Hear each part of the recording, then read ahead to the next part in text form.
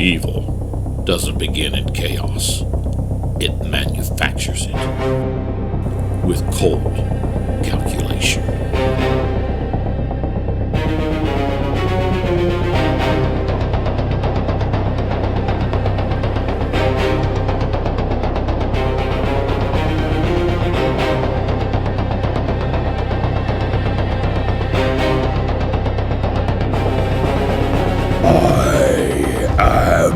Taking charge.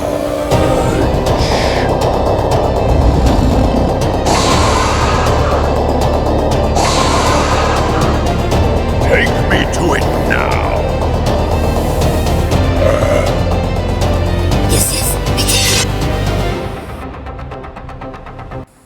Well, this isn't the first Skaven I've painted.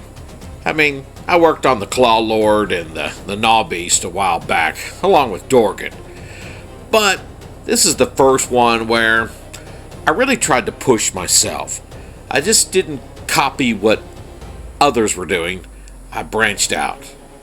Now, saying that, I've been trying to up my game lately. Experimenting more. Mixing schemes instead of borrowing them. Adjusting some horns here and there, shifting tones. Playing with color palettes, not just copying what works, but figuring out what works for me. And thus, the waterfall fails, but they eventually worked, and that gave me confidence. And when you branch out like that, it comes with a little friction. I bought a new piece to help me hold the miniature, and well, that kind of threw off my camera focus a bit. So some of the footage didn't land the way I wanted it to. And somehow the lighting got bumped and it fought me in places as I'm trying to just figure out what's the best way to do these videos. But I guess the trial and error, the mistakes, the accidents, that's just kind of part of the process. And especially now, since I'm going to be trying to work on more character-driven builds and really make these miniatures worth your time to watch, then I have to experiment to pull that off. I have to risk missing a mark here and there. But that's where you all come in. I mean, I do want to hear your feedback. This paint through, it was pretty detailed. More detailed than what I actually showed here, because I cut it down for pacing. Because, let's face it, you guys don't want to watch 15 minutes of me straight paint. It just doesn't hold your attention the way it used to. But, if you're curious about a specific step or color choice, ask in the comments. I will respond to every message I get. And I will respond to everything that makes you wince. I mean, I'm not against critical comments to say, hey, you should have done this, or why didn't you do this? I mean, after all, my best friends who watch this pretty much told me my dwarven accent pretty much sucks. So I'm doing the best I can with some of the tools I have. But in the end, I think if I get feedback, it does make the next one better.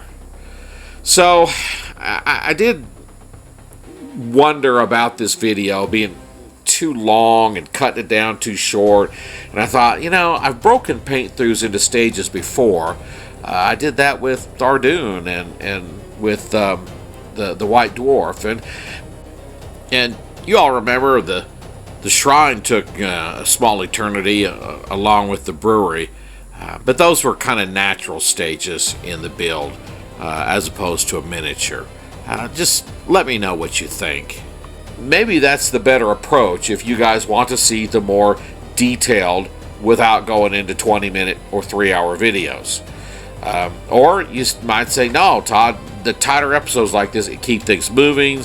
It lets me see what you've done, and I'm just experiencing it with you, and that's fine too. And again, just let me know what you prefer. because, well, a lot of footage does end up on the cutting room floor, as they say in the business. But again, I do like giving you the whole thing at once. Again, let me know.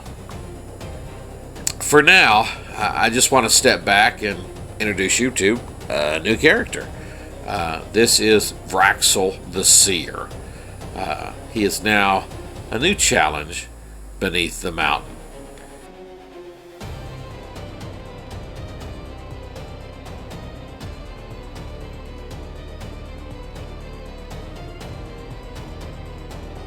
Power without loyalty. I like it.